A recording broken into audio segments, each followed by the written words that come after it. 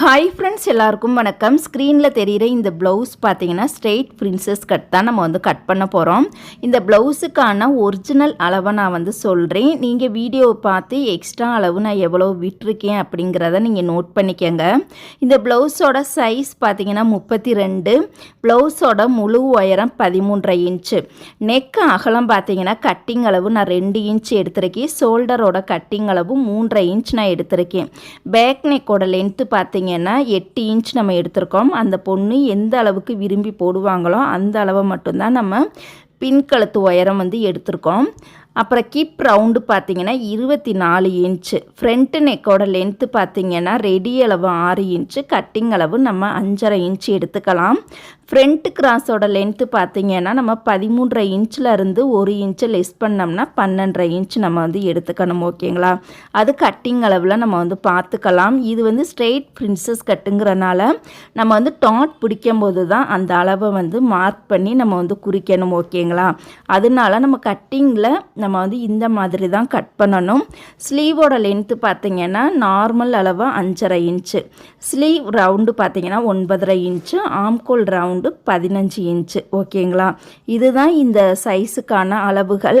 தச்சு முடிச்சதுக்கப்புறமா கண்டிப்பாக உங்களுக்கு இந்த ப்ளவுஸ் எப்படி இருக்குங்கிறத கண்டிப்பாக உங்களுக்கு வீடியோ எடுத்து அந்த ஸ்ட்ரெயிட் பிரின்சஸ் கட்டில் பார்த்தீங்கன்னா ஃப்ரண்ட்டு பார்ட் வேறு மாதிரி நம்ம கட் பண்ணிக்கலாம். இப்போ நான் சொல்லி கொடுக்குற இந்த மெத்தடு படியும் நம்ம கட் பண்ணிக்கலாம். ஓகேங்களா?